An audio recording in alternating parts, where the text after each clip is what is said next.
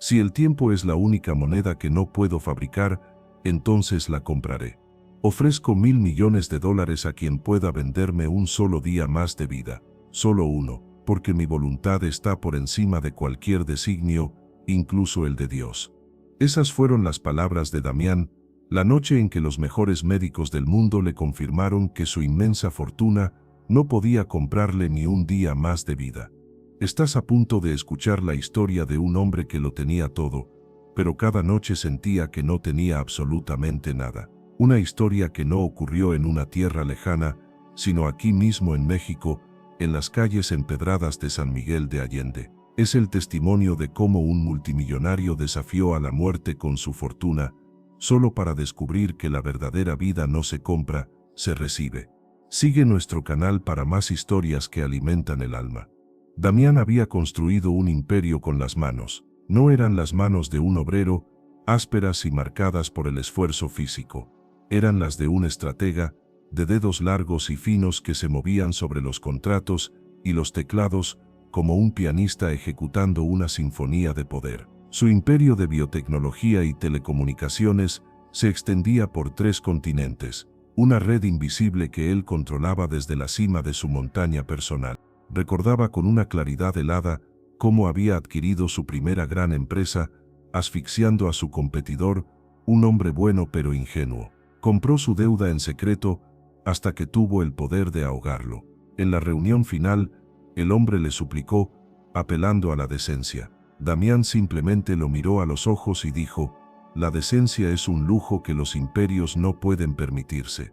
Cada gesto suyo podía levantar ciudades o hundir mercados. Su voz, un susurro grave y medido, era un decreto. No pedía, ordenaba, no negociaba, imponía.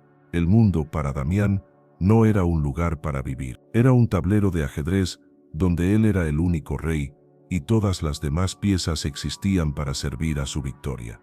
La quietud en la mansión de Damián no era paz, era un vacío tan denso y pesado que parecía tener su propio peso, una fuerza adherida a las paredes de mármol italiano y a los tapices tejidos con hilos de oro.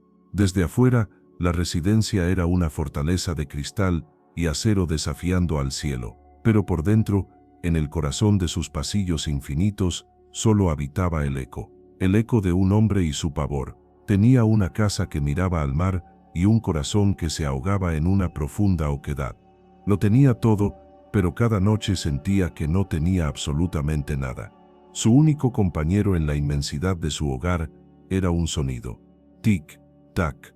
El pulso metálico y constante de un antiguo reloj de oro que había pertenecido a su abuelo. A veces, Damián recordaba a ese hombre, sentado en el porche de una casa humilde. Sus manos estaban surcadas de arrugas, pero su sonrisa era serena mientras veía el atardecer. Murió sin un centavo a su nombre, pero con una tranquilidad que a Damián le parecía, a la vez, patética y enigmática. Conservaba el reloj no por afecto, sino como un trofeo, una reliquia de la debilidad y la pobreza que él había superado.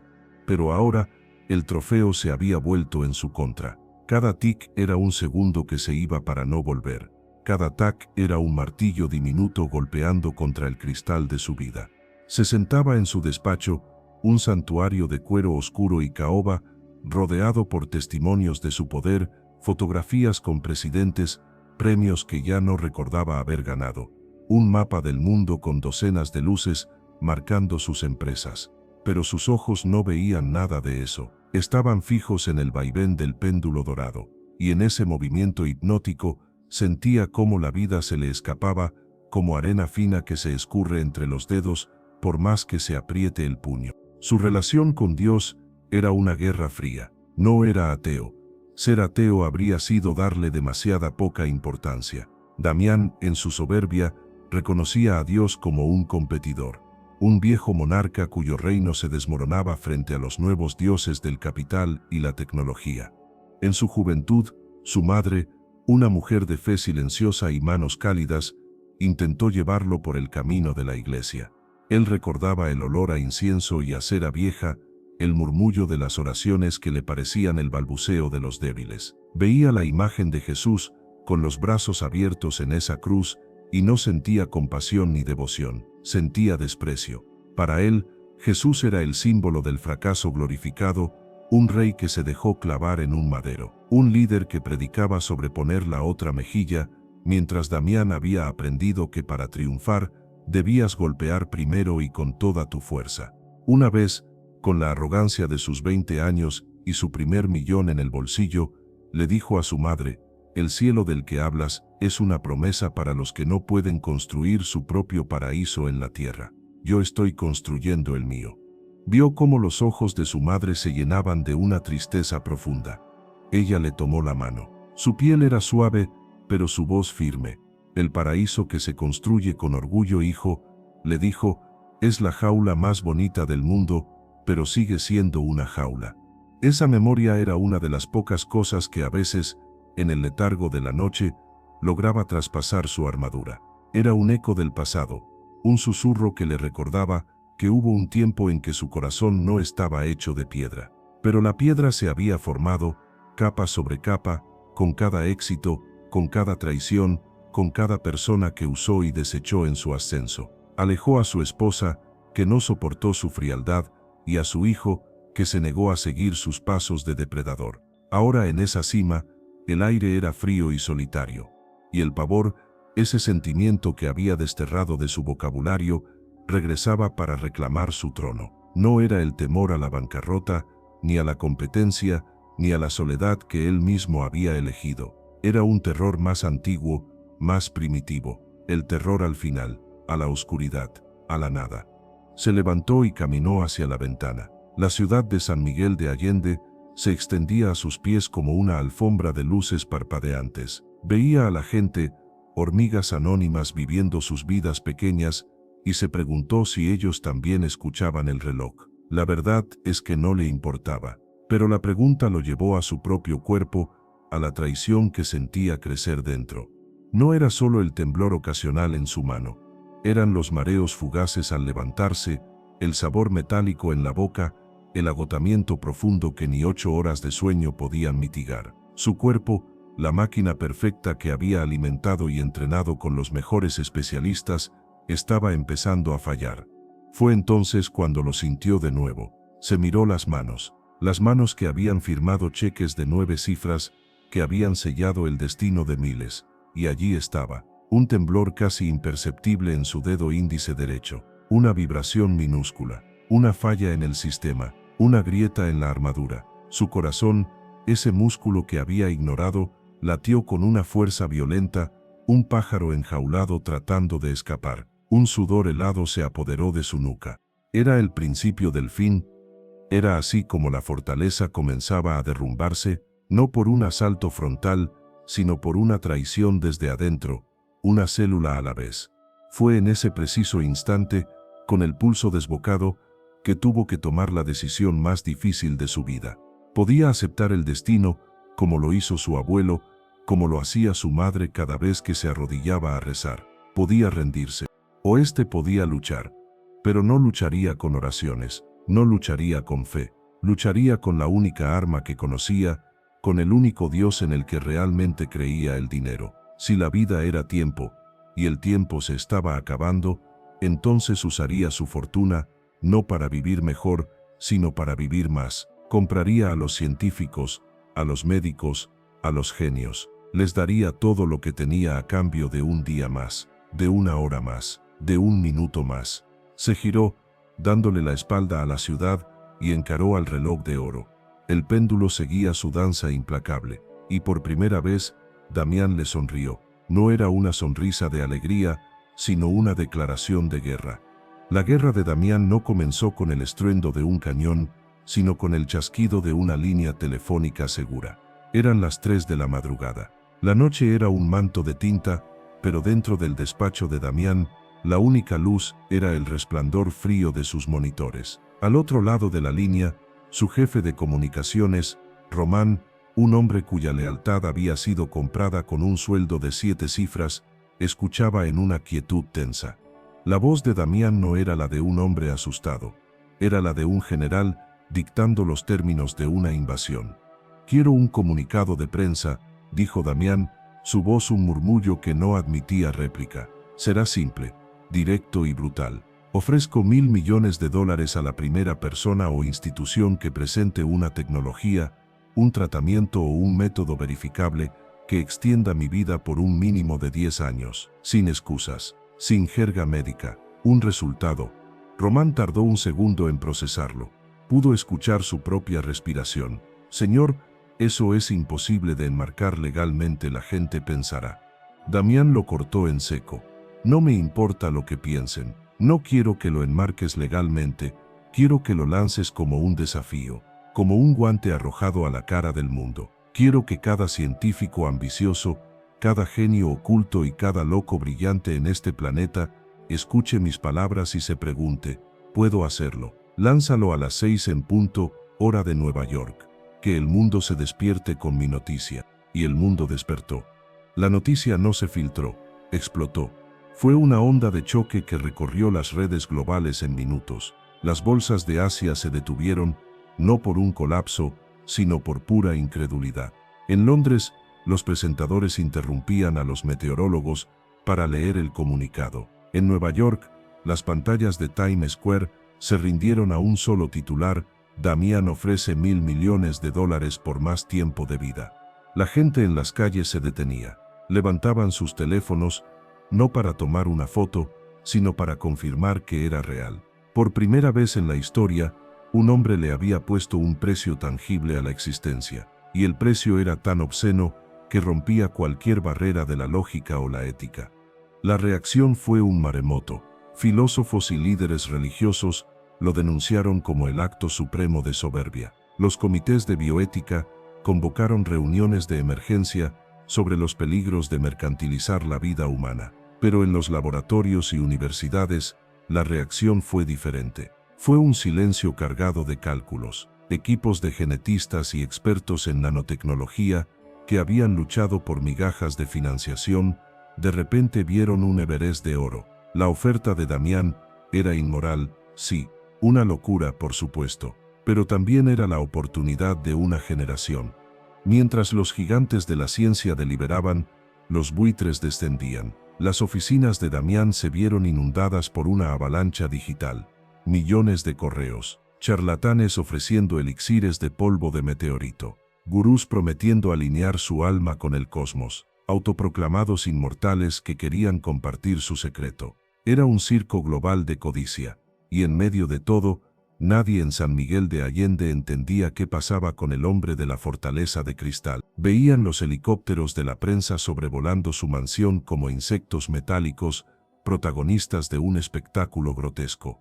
Damián lo observaba todo desde su búnker personal, una sala sin ventanas, en el nivel más profundo de la mansión, donde una pared de docenas de pantallas mostraba cada canal de noticias, cada feed de redes sociales, cada reacción del mercado. Veía su propio rostro repetido hasta el infinito, analizado por expertos que no sabían nada de él, juzgado por multitudes que nunca lo habían conocido. Por un momento, sintió de nuevo esa oleada de poder. Había doblegado la conversación mundial a su voluntad. Su terror más íntimo era ahora el tema más importante del planeta. Él era el centro del universo. Sus manos, quietas sobre la consola, no temblaban. Se sentía un dios moviendo los hilos del caos. Pero la adrenalina comenzó a desvanecerse. El estruendo de las noticias se convirtió en un zumbido monótono, y la quietud de la habitación, ese vacío que conocía tan bien, regresó para reclamarlo. Se dio cuenta de una verdad terrible: ninguna de esas voces hablaba con él. Hablaban de él, de su dinero, de su audacia, de su locura. Era un concepto, un titular. Pero nadie veía al hombre, nadie sentía el pánico helado que lo apresaba en mitad de la noche. Nadie escuchaba el sonido que, incluso por encima del murmullo de los televisores, comenzaba a crecer en su mente. Tic, tac. Con un gesto brusco, apagó la pared de pantallas. La sala quedó sumida en una oscuridad casi total. El rugido del mundo se extinguió, y en su lugar, el eco del reloj de oro pareció llenarlo todo. Había comprado la atención del mundo, pero no un segundo de paz. Su oferta, ese acto de poder definitivo, no había sido más que un grito en la oscuridad. Y la oscuridad, le había respondido con el eco de su propia soledad. Se quedó allí sentado, un rey en un trono de sombras, dándose cuenta de que con sus $1.000 millones, lo único que había logrado era asegurarse de que el mundo entero lo viera morir. El desafío de Damián, lanzado al éter como un rayo, atrajo una tormenta. Pero antes de que la primera gota tocara el suelo, él ya había construido un arca. Reunió en su mansión a un cónclave secreto de mentes brillantes, premios Nobel sacados de su retiro, genetistas renegados con ideas radicales y analistas cuya única función era separar la ciencia de la ficción. Trabajaban día y noche en un ambiente que olía a café amargo y a la electricidad estática de los servidores, debatiendo la ética y la viabilidad de un torrente de locura y genialidad. Descartaron a los charlatanes, pero se detuvieron en un puñado de opciones, las más audaces, las más aterradoras, promesas de hielo y acero. La primera peregrinación de Damián fue a un lugar que no aparecía en los mapas, un instituto privado en los Alpes suizos, un santuario de cristal y titanio que se mimetizaba con la nieve eterna. Afuera, el aire era puro y cortante. Adentro, se volvía procesado, estéril, un aire que no había conocido el sol. Lo recibió una mujer cuyo rostro no revelaba edad, pero sus ojos delataban una inteligencia fría y antigua. Era la doctora Albrecht, la suma sacerdotisa de la longevidad celular. «No ofrecemos milagros, señor Damián», dijo, mientras lo guiaba por pasillos que parecían venas de un organismo artificial. «Ofrecemos procesos. Su cuerpo es un sistema, un código, y nosotros hemos aprendido a reescribir las partes que se degradan». Lo que siguió fue una auditoría. Damián, el hombre que auditaba imperios, se convirtió en el objeto de estudio. Su sangre fue analizada por máquinas que zumbaban con eficiencia. Su cuerpo fue escaneado por rayos que mapearon cada célula. Se sintió despojado, no de su ropa, sino de su poder. Ya no era un titán, era el sujeto 7, un conjunto de datos biológicos. El tratamiento sonaba a una lengua arcana, terapia de regeneración telomérica, reforzada con nanobots programados para reparar el decaimiento celular. Le mostraron simulaciones de sus propias células, rejuveneciendo. La promesa de darle cuerda a su reloj biológico era lo que había venido a buscar. Los días se convirtieron en una rutina de frío y acero. Se recostaba mientras máquinas silenciosas le administraban dosis de futuro a través de agujas finas como un cabello. Sentía el frío del líquido entrando en sus venas, un ejército microscópico comenzando su lenta invasión contra la muerte. A veces, se cruzaba con otros pacientes multimillonarios, jeques magnates, todos compartían la misma mirada. Ojos vacíos, una piel demasiado lisa, una ausencia de vitalidad que contrastaba con sus cuerpos jóvenes. Tenían la biología de la juventud, pero el alma de prisioneros condenados a una existencia sin propósito. Damián se negaba a verse en ese espejo. Él era diferente. Él no buscaba vivir, buscaba ganar. Pasaron las semanas. Su cuerpo se sentía más fuerte. Los temblores habían cesado, pero la sensación de vitalidad no regresaba. Se sentía como un coche antiguo con un motor nuevo y reluciente, funcionaba a la perfección, pero seguía siendo una carcasa vieja. La certeza de haber vencido no llegaba. El pavor seguía ahí, agazapado en las sombras de su mente.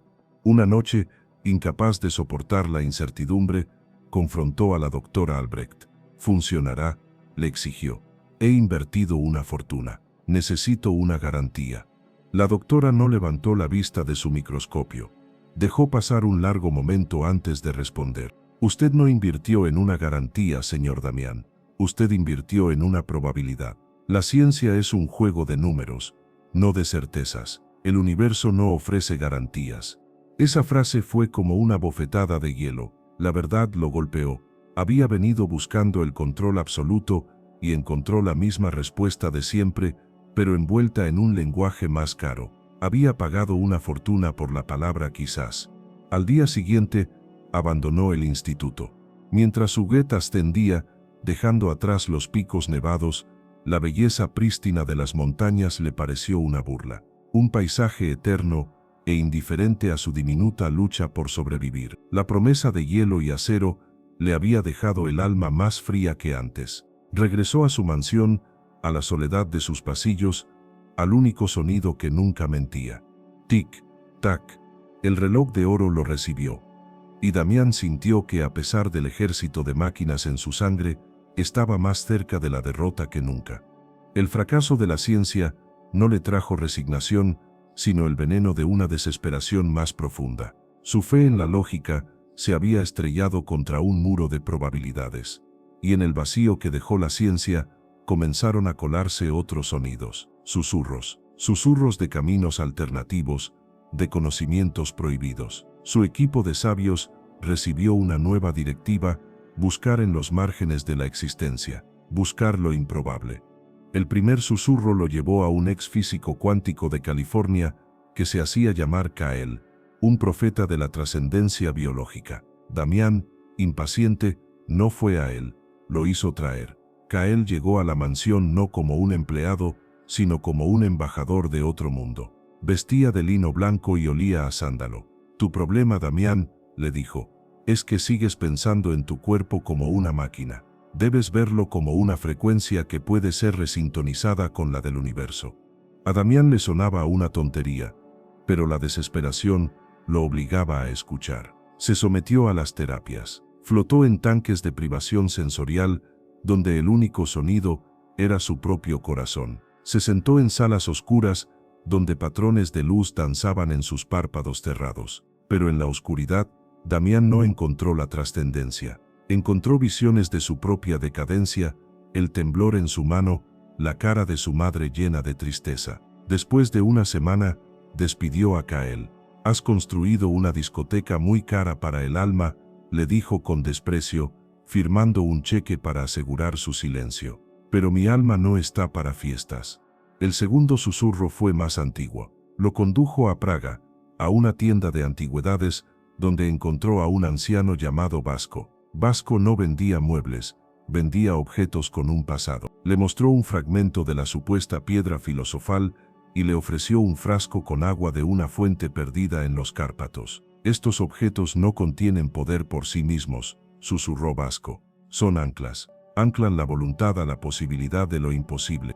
Damián, el pragmático, sintió la tentación del pensamiento mágico. Compró el frasco por una suma exorbitante. Un acto de desesperación. Regresó a México y en la soledad de su despacho, bebió el agua. No sintió nada, solo el sabor del agua común y la amargura de su propia credulidad. El último susurro fue el más insistente. Un antiguo contacto le habló de un curandero en el desierto de Sonora. Un yaqui que vivía apartado del mundo, un hombre que, según decían, no curaba cuerpos, sino que escuchaba almas. Para Damián, esto representaba la rendición final, arrodillarse, no ante un dios en una iglesia, sino ante la tierra misma, y lo hizo.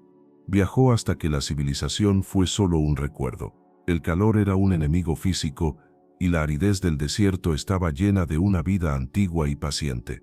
El curandero, Hilario, era un hombre viejo con la piel curtida por 1000 soles. No le impresionó el dinero de Damián. Lo miró a los ojos y dijo, llegas con mucho ruido por dentro.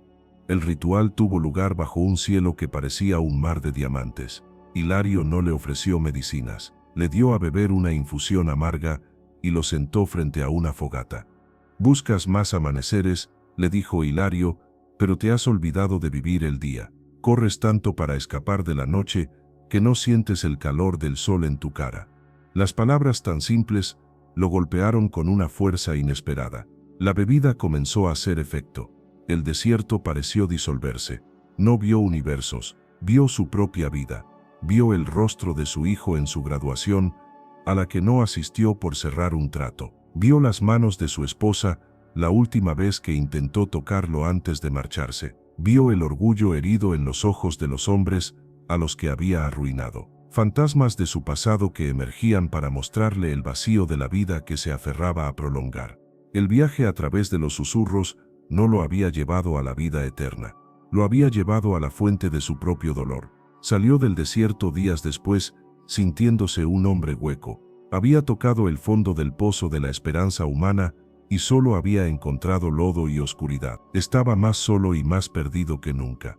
El regreso del desierto fue una disolución. Damián volvió a su mansión, no como un rey, sino como un fantasma a su tumba. El peso de la esperanza fallida había cobrado su peaje.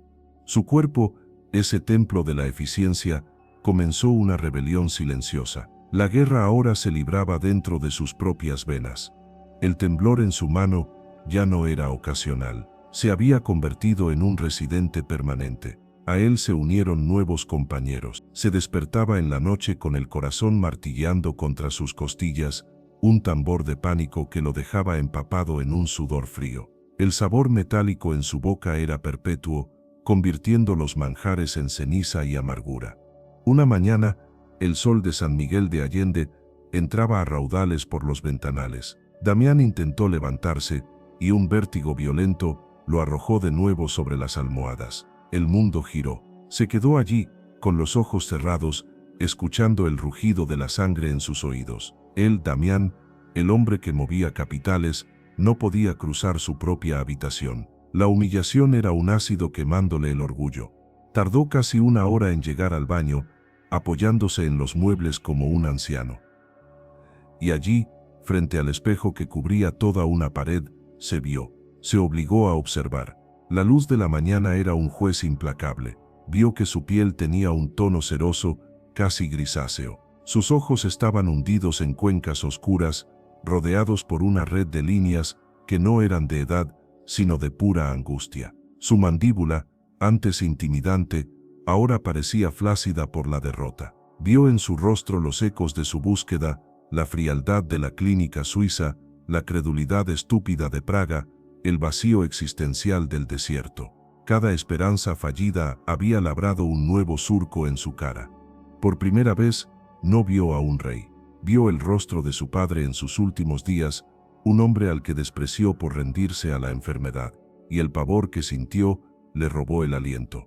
Se encerró. Dio órdenes estrictas, la comida se dejaría afuera de su ala privada. Nadie debía hablarle, nadie debía mirarlo. La mansión, ya quieta, se volvió abismal. Los días se mezclaban, marcados solo por la luz en las ventanas y el tic-tac incesante del reloj, que ahora sonaba más fuerte que nunca.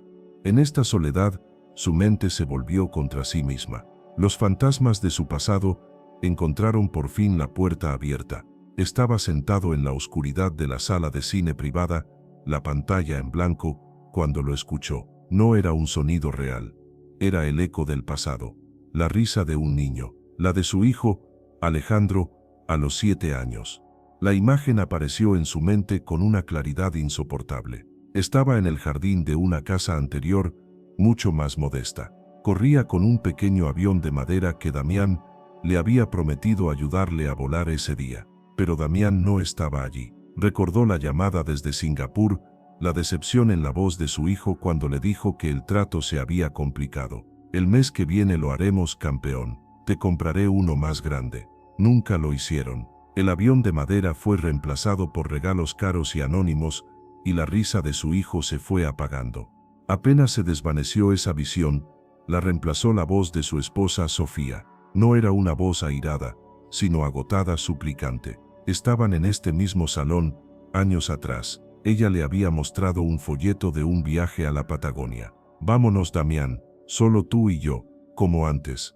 Él ni siquiera había levantado la vista de su tableta. No tengo tiempo para antes, Sofía. Estoy construyendo el futuro. Ella guardó silencio por un largo rato, y luego dijo las palabras que sentenciaron su matrimonio. No estás construyendo nada, Damián. Estás cavando, y tienes tanto pavor de lo que hay en el fondo, que no dejas de apilar oro y excusas encima para no tener que mirar. Esa noche, ella se había ido, y él se había dicho que era el precio del éxito. Ahora, en la oscuridad, se dio cuenta de que no había sido un precio. Había sido un robo, y el ladrón había sido él. La avalancha de recuerdos lo dejó sin aire. Huyó de la sala de cine como si los fantasmas lo persiguieran. Subió las escaleras, con el corazón desbocado, y entró en su baño, buscando el reflejo en el espejo, buscando algo sólido a lo que aferrarse. Pero lo que vio lo destrozó. Vio su rostro demacrado, y detrás de él, como apariciones, vio a Alejandro, a Sofía, al rival que aplastó, a su madre. Vio todos los rostros que había sacrificado en el altar de su ambición. Eran un jurado silencioso, y su propio rostro era el del condenado. Un grito brotó de su garganta, un sonido animal, lleno de un dolor que no sabía que era capaz de sentir. Agarró un pesado taburete de mármol, y con la fuerza de la desesperación, lo arrojó contra el espejo. El estruendo fue cataclísmico. El cristal explotó en 1000 fragmentos, pero no se detuvo. Ciego de furia, golpeó los otros espejos, destruyendo cada superficie que pudiera devolverle su imagen, hasta que la habitación fue un caos de vidrio roto. Se detuvo, jadeando. Sintió un dolor agudo en la mano. Se miró y vio un corte profundo, del que manaba sangre, de un rojo vivo y real. Se deslizó hasta el suelo, entre los escombros de su propia imagen. Su mirada se posó en un fragmento a sus pies. En él, distorsionado y roto, se reflejaba un solo ojo. Su ojo, lleno de un terror puro, infantil. El hombre que era dueño del mundo, ya no podía soportar verse a sí mismo. El dolor agudo lo arrastró de vuelta de la locura. Se quedó en el suelo, rodeado por los 1000 ojos rotos de su propio reflejo. Había librado una guerra contra su propia imagen, y había perdido. El sonido de pasos apresurados al otro lado de la puerta le indicó que su personal había escuchado el estruendo. Imaginó sus rostros, pálidos, sin atreverse a entrar. Con un esfuerzo sobrehumano, se levantó. No llamó a una ambulancia. Llamó a su médico personal, el doctor Morales, el mismo hombre de ojos cansados que había intentado advertirle.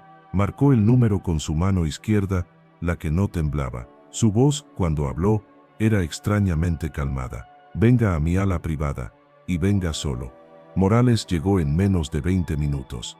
Encontró a Damián sentado en un sillón, con la mano envuelta en una toalla teñida de rojo. El baño parecía la escena de una batalla. El doctor no hizo preguntas, simplemente abrió su maletín y se puso a trabajar en el corte con una eficiencia silenciosa. Mientras los puntos cerraban la piel, Damián habló, su voz apenas un susurro. Dígame la verdad, no la verdad corporativa, la verdad del cuerpo, la verdad de la carne y el hueso. El doctor Morales suspiró, un sonido largo y pesado. Se quitó las gafas. Señor, comenzó, su cuerpo está fallando. Pero no es solo la condición subyacente, son los tratamientos, son los viajes, es el estrés monumental. Su búsqueda desesperada por vivir más, lo está matando más rápido. Damián sintió como si una mano invisible le apretara el pecho. La ironía era tan cruel que casi habría reído. Ha sometido a su sistema a una serie de terremotos biológicos, terapias genéticas experimentales, cócteles de drogas, estrés psicológico extremo. Su sistema inmunológico se ha colapsado. Sus órganos están empezando a fallar en cascada. Es como un motor forzado más allá de la línea roja durante demasiado tiempo. Las piezas están empezando a romperse, todas a la vez. Damián lo miró fijamente. Su mente, un ábaco de acero, solo necesitaba un dato. ¿Tiempo?, preguntó. La palabra salió seca, rota. El doctor Morales evitó su mirada. No podemos hablar de meses, ni siquiera de semanas. El colapso es rápido, podrían ser días, o podrían ser horas. Su voluntad lo ha mantenido en pie, pero ni la voluntad más fuerte puede obligar a un corazón a latir cuando el resto del cuerpo se rinde. La habitación quedó en un mutismo absoluto. Horas. La palabra rebotó en su cráneo. Jaque mate. Deje los analgésicos más fuertes que tenga, dijo Damián, su voz vacía. Y váyase, ordene a todo el personal que abandone la propiedad. A todos, no quiero a nadie aquí. El doctor asintió. Dejó una caja de ampollas sobre la mesita de noche. Supo que cualquier palabra de consuelo sería inútil. Se marchó, y el sonido de la puerta principal, cerrándose a lo lejos, fue el punto final de la vida de Damián como rey. Estaba solo, completamente solo. La soledad que antes era una elección de poder ahora era una condena. Vagó por su mausoleo personal. El aire acondicionado zumbaba, un requiem mecánico. Las pinturas de valor incalculable parecían burlarse de él, sus colores vibrantes un insulto a su propia palidez. En el comedor, la larga mesa para 30 invitados era un desierto de madera pulida, un monumento a la familia que nunca reunió. Y en todas partes, omnipresente e implacable, estaba el sonido. Tic, tac. El reloj de oro era el corazón de la casa, latiendo mientras el suyo se preparaba para detenerse. Cada golpe era un clavo más en su ataúd. Un terror puro y animal, que no había sentido desde que era un niño perdido, comenzó a trepar por su garganta. Las paredes parecían encogerse, acercándose para aplastarlo. La quietud entre cada tic-tac se llenó de los susurros de los hombres que había arruinado, del llanto silencioso de las personas que lo habían amado. Era una tortura diseñada por él mismo. Necesitaba escapar, pero ¿a dónde? Estaba en la cima del mundo, y no había ningún lugar más alto al que ir. Atrapado, un animal, en una jaula de oro. Fue entonces cuando ocurrió. Estaba de pie en el vestíbulo, cuando el sonido del reloj pareció detenerse. El mundo contuvo la respiración. El zumbido del aire cesó. Incluso su propio pulso pareció pausarse. Silencio absoluto. Y en ese segundo de nada, supo con una certeza aterradora que así se sentía la muerte. ¿Qué estaba sucediendo? Ahora. El pánico lo inundó. Una oleada de adrenalina, el instinto más primario de supervivencia, lo sacudió. No. No aquí. No en esta prisión dorada. No ahogado por los recuerdos. No como un trofeo roto en su propio museo. Con un grito ahogado corrió. Tropezó, sus piernas traicionándolo una última vez. No pensó en coger un abrigo. No pensó en llaves, ni en su cartera. Solo pensó en que necesitaba aire. Necesitaba escapar del sonido del reloj. Llegó a la puerta principal, sus manos temblorosas buscando el pesado pestillo. Con un último esfuerzo, lo abrió. La puerta giró, y el aire frío de la madrugada lo golpeó en la cara como una ola. Un aire real, que olía a tierra húmeda y a la vida que dormía en la ciudad. Dio un paso, y luego otro, saliendo de su palacio por primera vez sin destino, sin un plan, sin poder. Un rey huyendo de su propio reino, en su última noche sobre la tierra. El aire de la noche fue una bofetada helada que le devolvió por un instante la sensación de estar vivo. Corrió, no con elegancia, sino con la torpeza desesperada de un animal huyendo de una trampa. Sus pies, en finas zapatillas de cuero, resbalaban en la grava. El pijama de seda no ofrecía protección contra el frío mordiente que se colaba hasta sus huesos. No miró hacia atrás. Sabía que la visión de su mausoleo iluminado, su jaula y su tumba, lo paralizaría. Siguió corriendo, con los pulmones ardiendo, el aliento formando nubes fantasmales. La grava dio paso al asfalto, y luego a las calles empedradas de San Miguel de Allende. Cada piedra era una tortura para sus pies. Corrió sin rumbo, guiado solo por el instinto de poner distancia entre él y el reloj.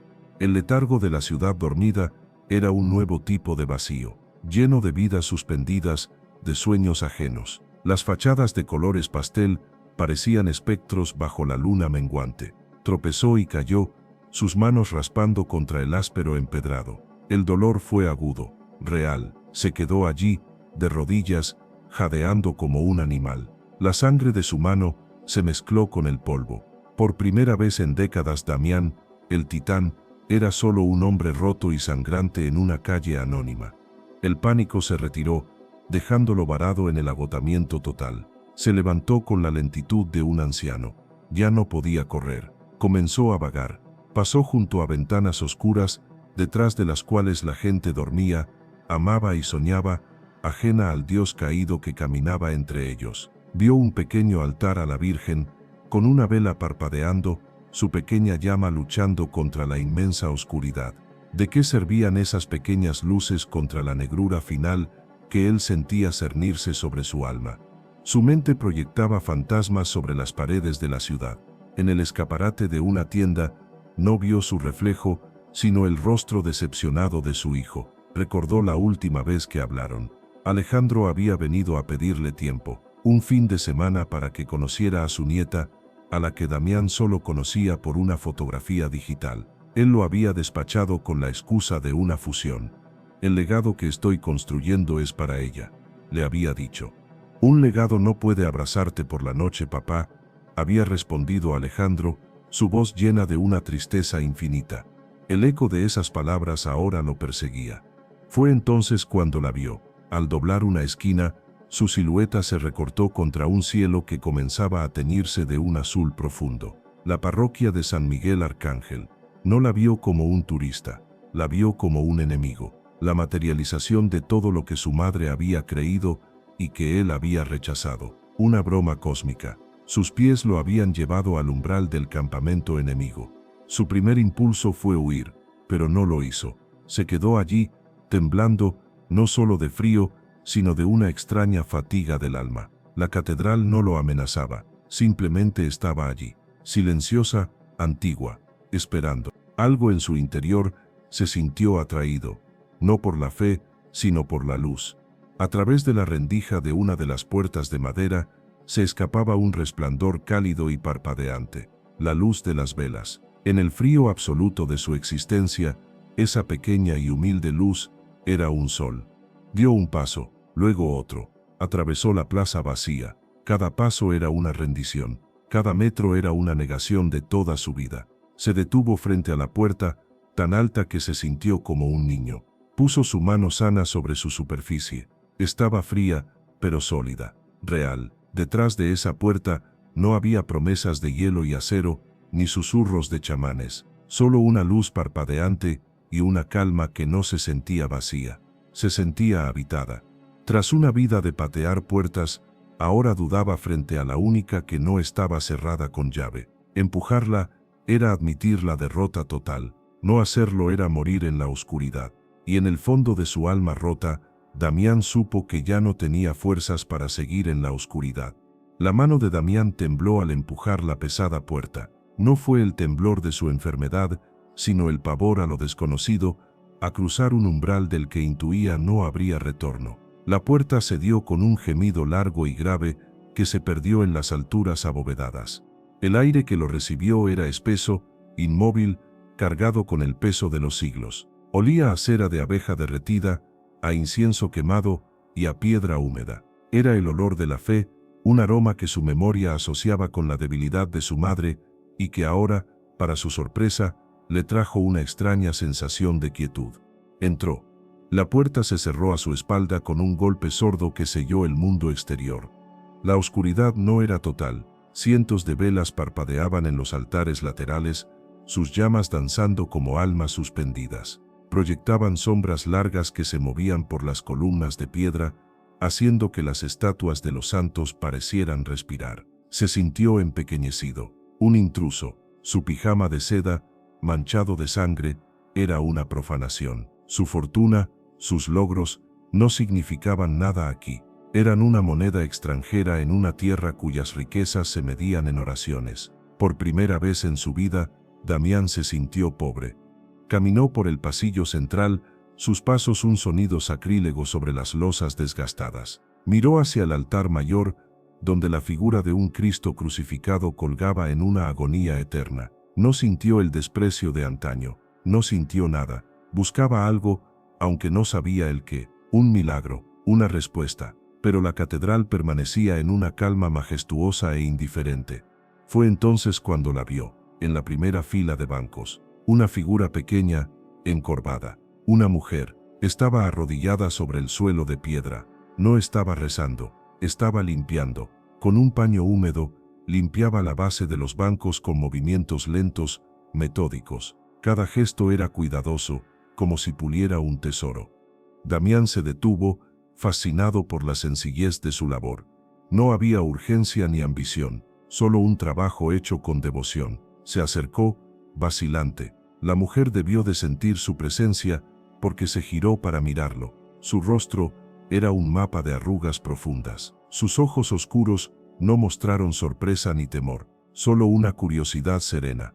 Ella no vio al multimillonario. Vio a un hombre con frío, con el rostro marcado por el sufrimiento. ¿Está usted bien, señor?, preguntó ella. Su voz era frágil, pero tenía una calidez que Damián no había sentido en décadas. La pregunta, tan simple, tan humana, lo desarmó. Nadie le había preguntado si estaba bien en 30 años. Le preguntaban por informes, por tratos, por adquisiciones, pero nunca por él. Abrió la boca, pero no salió ninguna palabra, solo un sonido ahogado. La mujer vio el corte en su mano, vio el pijama manchado, vio el temblor que lo sacudía. Con una lentitud dolorosa, se levantó, se acercó y tomó su mano herida entre las suyas. Sus manos eran ásperas, nudosas por el trabajo, pero su tacto era increíblemente suave. «Venga», dijo con sencillez, «hay que limpiar eso». Lo guió como a un niño hasta una pequeña sacristía.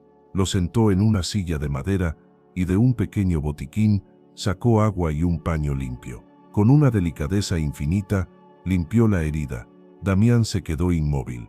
Ella no le preguntó su nombre, no le preguntó qué le había pasado, no le pidió nada, simplemente lo cuidó. Cuando terminó, le envolvió la mano con una tira de tela.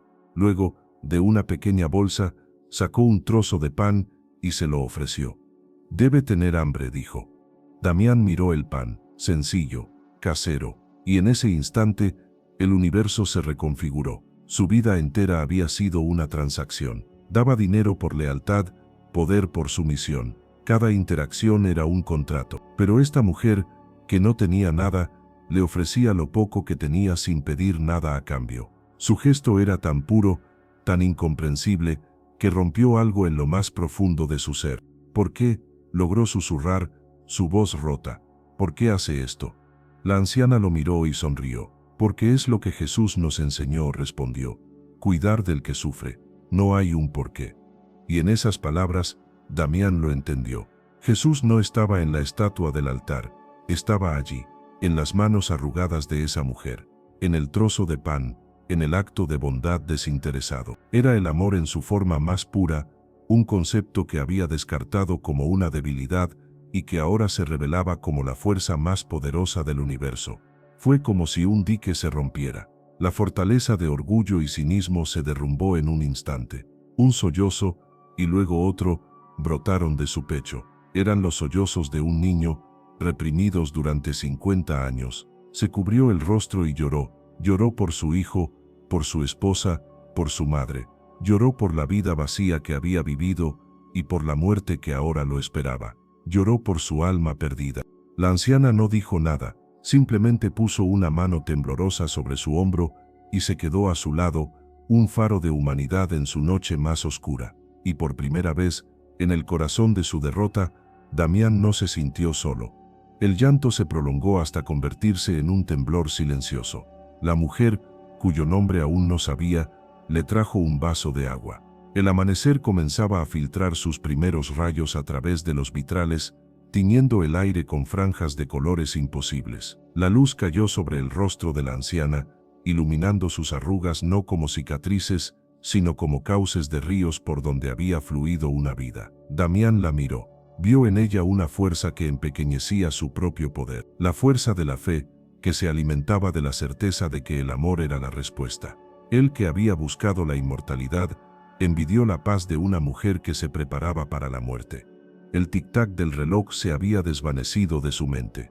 En su lugar, había una calma nueva expectante. La noche había terminado. El amanecer no fue una promesa, fue una herida. Los rayos de sol que se filtraban por los vitrales no traían un nuevo comienzo, sino la luz cruda de la verdad. Iluminaban el polvo que danzaba en el aire, cada mota un segundo perdido. Iluminaban a Damián, un rey destronado en un exilio autoimpuesto. El llanto lo había vaciado, dejándolo en una calma frágil. A su lado, la anciana, cuyo nombre supo que era Elodia, se movía con la parsimonia de los amaneceres. Había encendido una pequeña estufa y el aroma a café y a madera quemada llenó la habitación, un olor a hogar, a una normalidad que Damián no había conocido. Elodia le acercó una taza de metal esmaltado. El café era negro, amargo y muy caliente. Damián la sostuvo, sintiendo el calor en sus dedos helados. «Gracias», dijo. La palabra sonó extraña en sus labios, oxidada por el desuso. Elodia asintió, sus ojos llenos de una compasión que no juzgaba. Ella había sido testigo de la demolición de un hombre y solo había en su mirada una aceptación tranquila. Para ella, él era simplemente un alma en pena. Y eso, para Damián, era el milagro más grande, ser visto por fin sin el peso de su nombre. «Tengo que irme», dijo Damián. Pero la idea de volver a su mansión le provocó una náusea física. Por primera vez en su vida, no tenía un destino, solo una certeza, nacida en la oscuridad de la catedral, tenía que intentar reparar algo, aunque fuera una sola cosa, aunque fuera demasiado tarde. El rostro de su hijo, Alejandro, apareció en su mente, el puente más importante que había quemado. Como si leyera su mente, Elodia abrió un viejo baúl y sacó un par de pantalones de trabajo, una camisa de franela desgastada y un par de huaraches. No puede andar por ahí así, dijo. Damián miró su pijama de seda, una ruina manchada, el último vestigio de su antiguo yo. Desvestirse fue un acto de rendición. Ponerse la ropa de un trabajador fue el primer acto de una nueva vida. La tela áspera rozó su piel. Los huaraches eran duros contra sus pies. Se miró las manos, las que habían firmado cheques que podían comprar países. Ahora, parecían las manos de un impostor, las manos de un pecador. Antes de irse, se volvió hacia Elodia. El viejo hábito se apoderó de él. Buscó una cartera que no estaba allí, algo para compensarla. Necesito pagarle, le enviaré. La anciana levantó una mano, deteniéndolo. Su mirada era de una suave corrección. Hay deudas que no se pagan con dinero, señor, dijo. Se pagan con la vida. Vaya y pague su deuda. La frase lo golpeó como una revelación. Salió de la catedral por una entrada lateral que daba a un callejón. El sol ya estaba alto y la ciudad bullía de vida. El sonido de las campanas, el olor a tortillas, los gritos de los vendedores. Un mundo vibrante del que había estado ausente durante décadas. Comenzó a caminar. Su destino era la casa de su hijo. A pie, todo era diferente. El camino fue una peregrinación a través de su propio fracaso. El resonar del ayer lo asaltaba en cada esquina. Vio a un padre enseñando a su hija a andar en bicicleta y recordó el día que le prometió a Alejandro enseñarle. Un día que nunca llegó. Vio a una pareja de ancianos de la mano y recordó la soledad en los ojos de Sofía. Eran pruebas de la vida que había elegido no vivir. Llegó a la calle de su hijo, tranquila, con casas de fachadas coloridas. Se quedó al otro lado durante un largo tiempo, oculto por un árbol. Había querido construir un legado de poder, y ahora se daba cuenta de que el único legado que importaba vivía detrás de esa puerta. Escuchó una risa infantil, aguda y clara. Su nieta. El sonido lo atravesó, un dolor dulce y terrible. Finalmente cruzó la calle. Su corazón latía con fuerza, no por la enfermedad, sino por el terror al rechazo. Se paró frente a la puerta. Levantó la mano para tocar. Dudó. ¿Qué le diría? ¿Cómo deshacer 30 años de egoísmo? Pensó en Elodia. Vaya y pague su deuda. Respiró hondo y golpeó. 3 toques, suaves, inciertos. Esperó. Los segundos se alargaron en una eternidad. Escuchó pasos. El cerrojo giró. La puerta se abrió. Era Alejandro. Su rostro pasó por una tormenta de emociones en un segundo. Confusión, reconocimiento incrédulo. Y finalmente, una máscara fría, dura como el acero, la misma que Damián había usado toda su vida. Los ojos de su hijo lo recorrieron, viendo la ropa extraña, el rostro demacrado, la mano vendada. Pero no había compasión, solo el peso de un resentimiento antiguo. ¿Qué haces aquí?, preguntó Alejandro. Antes de revelarte la respuesta que lo cambió todo, si esta historia está tocando tu alma, suscríbete para continuar este viaje juntos. Su voz no era alta, pero estaba cargada con el filo de años de dolor. Damián abrió la boca. Las disculpas elaboradas, las justificaciones, todo se desvaneció. Solo quedó la verdad desnuda. El primer pago de su inmensa deuda. Lo miró a los ojos y con una voz que era apenas un susurro quebrado, pronunció las 2 palabras que más le había costado decir en su vida. Perdón, hijo. La calma que siguió fue más pesada que las puertas de la catedral. Las 2 palabras quedaron suspendidas en el aire. Damián vio cómo la máscara de acero de Alejandro se agrietaba. No se derritió en perdón, pero por debajo de la ira, vio un destello de la herida original, la del niño que esperó en vano. Alejandro no respondió, no lo invitó a entrar, no le cerró la puerta en la cara. Simplemente se quedó allí, como si viera a un fantasma, y tras lo que pareció una vida entera, Asintió una sola vez, un gesto mínimo, indescifrable. Luego, con una lentitud deliberada, cerró la puerta. El sonido del cerrojo fue suave, pero definitivo. No fue un portazo de rabia, fue el cierre de un capítulo, y quizás la incierta posibilidad de que otro pudiera comenzar. Damián se quedó solo en el umbral, pero por primera vez no se sintió derrotado. Había dado el primer paso. La puerta se cerró, y ese sonido fue el final del hombre que había sido. Se quedó en el umbral, no como un rey exiliado, sino como un peregrino al primer hito de un viaje insondable. No sintió humillación, sintió el peso de la justicia. Era lo que merecía. 30 años de ausencia no se borran con 2 palabras, pero en el gesto de su hijo, en ese asentimiento casi imperceptible, había visto el reconocimiento de su dolor. Y eso fue una grieta por la que empezó a colarse una luz que no era de esperanza, sino de propósito. No regresó a la catedral, no regresó a su mansión.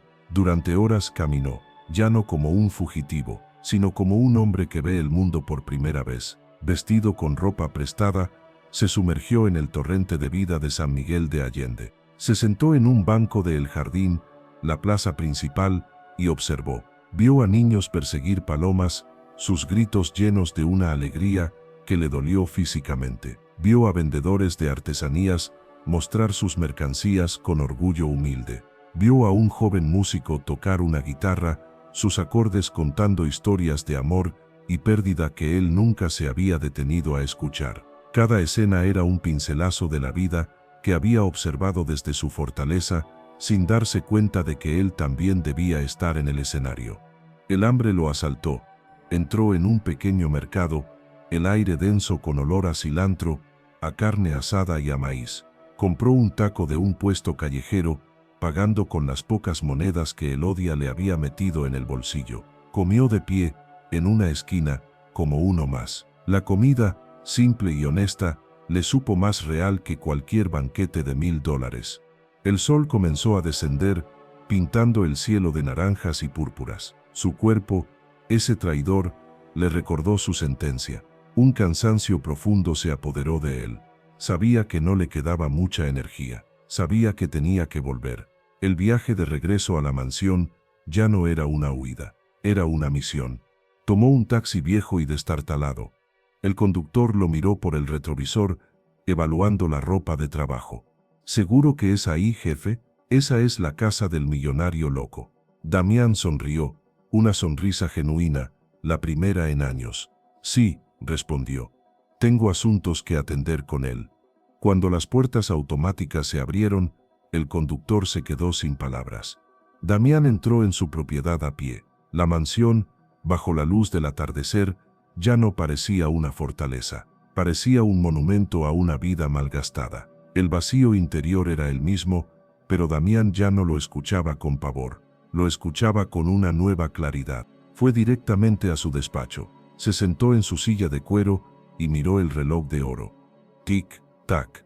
El sonido ya no era una cuenta atrás hacia su muerte.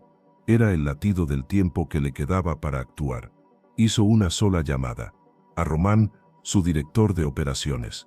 La voz de Román sonaba nerviosa. Señor, ¿está bien? El mundo entero lo está buscando. La voz de Damián era tranquila, desprovista de arrogancia. Estoy bien, Román. Necesito que convoques a todo el equipo legal y financiero. Una videoconferencia de emergencia. En 1 hora, antes de que Román pudiera preguntar, Damián añadió, y quiero que todos escuchen con mucha atención, porque vamos a desmantelar un imperio. 1 hora después, los rostros de los hombres más poderosos de su organización aparecieron en la pared de monitores. Esperaban órdenes para una nueva guerra corporativa. Lo que escucharon los dejó helados. Caballeros, comenzó Damián, durante 30 años hemos acumulado. Hemos construido un imperio basado en la premisa de que el valor se mide en cifras con muchos ceros. Estaba equivocado. Un murmullo recorrió las pantallas. Vieron su rostro demacrado y pensaron que se había vuelto loco. A partir de este momento, continuó, su voz ganando fuerza, la única misión de esta organización es la liquidación total. Quiero que vendan todo, las acciones, los bienes raíces, la colección de arte, el yate, todo, conviértanlo en capital líquido, sin preguntas. El jefe de su equipo legal, Marcus, lo interrumpió. Señor Damián, con el debido respeto, una liquidación de esta magnitud sería un suicidio financiero. Podemos preguntar cuál es el propósito. Damián se reclinó. Su mirada no era la de un loco, era la de un hombre que ve con una claridad absoluta. El propósito, Marcus, es que he pasado mi vida comprando espejos para admirar mi propio reflejo, y ahora quiero construir ventanas para que otros puedan ver el sol. El mutismo en la sala virtual fue total. El capital se va a gastar. Vamos a crear 2 fundaciones. La primera, la Fundación Elodia, dijo, y el recuerdo de la anciana le trajo una calidez al pecho, se dedicará a financiar hospicios. Pero no quiero hospitales fríos. Quiero lugares donde la gente vaya a vivir sus últimos días, no a esperar la muerte. Lugares con jardines, con música, lugares donde la dignidad sea el único tratamiento requerido. Se detuvo, tomando aliento. La segunda fundación se llamará Alejandro. Se dedicará a financiar íntegramente los tratamientos de niños con enfermedades terminales. No para buscar curas milagrosas, sino para darles calidad de vida. Para que un niño pueda tener un mes sin dolor, para que pueda reír. Si el tiempo es la única moneda, vamos a comprarle tiempo de alegría a quienes no tienen nada. Los rostros en las pantallas eran un mar de incredulidad. Estaban presenciando el desmantelamiento de un imperio por un delirio. Pero entonces Damián hizo algo que nunca había hecho. Les confesó una parte de su historia. Les habló del terror, de la soledad, de la inutilidad de su fortuna frente a la verdad final. Su confesión no fue una debilidad, fue un acto de fuerza que silenció todas las objeciones. Su trabajo ya no es hacerme más rico, concluyó. Su trabajo es ayudarme a pagar mi deuda, y el tiempo es corto. Empiecen ahora. Apagó la comunicación. Se quedó solo, exhausto, más débil que nunca. Pero por primera vez en su vida, su alma se sentía ligera. Tomó una pluma y firmó la orden para subastar un cuadro de Picasso. Mientras su nombre quedaba estampado en el papel, no sintió la pérdida, sintió el alivio. Estaba construyendo sobre las cenizas de su antigua vida, y era la única obra que importaría. Los días que siguieron fueron días de vaciado. La mansión se llenó con el ruido del trabajo honesto. Hombres con overoles y manos encallecidas entraron en su palacio, no con reverencia, sino con la eficiencia de quienes tienen una tarea que cumplir. Descolgaron los cuadros, dejando rectángulos pálidos en las paredes. Envolvieron las estatuas en mantas y las sacaron como si fueran meros objetos, no los símbolos de poder que Damián había acumulado. Él lo observaba todo desde una simple silla de madera en el vestíbulo. Con la ropa de trabajo que Elodia le dio, parecía un extraño en su propia casa, pero no sentía pérdida. Cada objeto que salía por la puerta era un peso que se le quitaba del alma. Vio cómo se llevaban el Picasso y sintió el eco de una risa infantil, la de un niño al que se le estaba comprando un día sin dolor. Una oración silenciosa comenzó a formarse en su alma. Señor, dame la fuerza para... Veía cómo un tapiz persa era enrollado, y en su mente veía las sábanas limpias y cálidas de una cama en un hospicio. Para soltar lo que he retenido, observaba los camiones de mudanza y en su lugar imaginaba a las familias sentadas junto a sus seres queridos. Y para construir algo que pese más que el oro.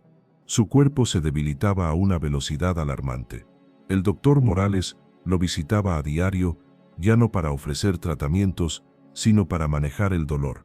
Le instaló una cama sencilla en lo que antes era la sala de música, una habitación con un ventanal inmenso que daba a los jardines. Damián se negó a que fuera una cama de hospital. Pasaba la mayor parte del tiempo allí, mirando las bugambillas. El tic-tac del reloj, subastado, ya no lo atormentaba. El único sonido era el canto de los pájaros. Una tarde, mientras la luz dorada inundaba la habitación, escuchó unos pasos en el vestíbulo vacío. No eran de los trabajadores ni del doctor, eran más ligeros. La puerta se abrió lentamente. Era Alejandro. No venía solo. De su mano se aferraba una niña pequeña de unos 5 años, con grandes ojos oscuros y curiosos. La niña lo miró con la franqueza de la infancia. Damián sintió que el corazón se le detenía.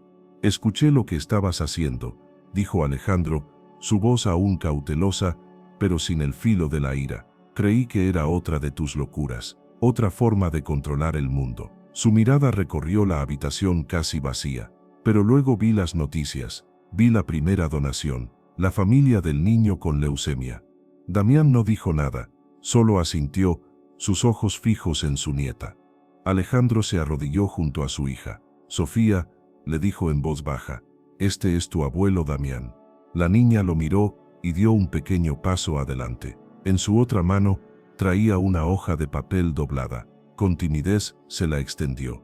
Damián, con la mano temblorosa, la tomó. Era un dibujo, hecho con crayones. Había un sol amarillo sonriente, una casa azul y 3 figuras de palitos. Un hombre grande, una mujer y una niña. Sobre sus cabezas, un arco iris. No era un Picasso, no valía 200 millones de dólares, pero para Damián era el objeto más valioso del universo. Sintió las lágrimas picar en sus ojos, no de tristeza, de una gratitud tan inmensa que no le cabía en el pecho. Miró a Alejandro, y en los ojos de su hijo por primera vez no vio resentimiento, vio el principio de algo parecido a la comprensión. No era el perdón, no era una reconciliación de película, era algo mucho más real, una posibilidad.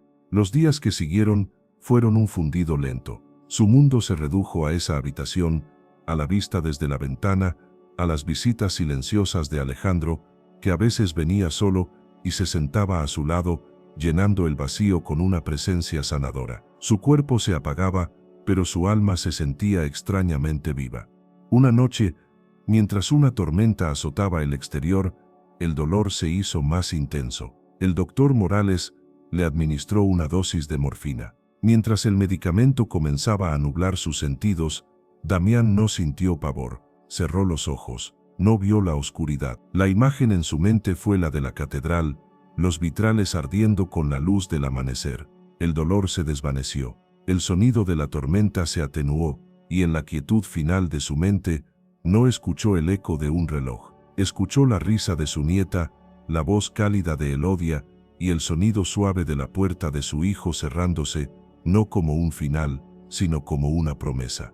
Y supo que el amanecer que había buscado comprar con $1.000 millones no era uno que se pudiera añadir al final de la vida, era el que se encontraba dentro de ella. La historia de Damián es una prueba de que ninguna caída es definitiva. Su viaje, desde la cima de la arrogancia hasta el valle de la humildad, nos recuerda que la verdadera riqueza no se mide en lo que acumulamos, sino en lo que damos. El que quiso comprar el tiempo, descubrió al final que la única forma de poseerlo es regalándolo. Si su viaje tocó tu corazón, la mejor forma de honrarlo es compartiendo este video para que su mensaje de esperanza alcance a quien más lo necesita. La historia no termina aquí. Si esta transformación tocó tu corazón, comparte este video y haz clic aquí para ver otra historia que te dejará sin palabras.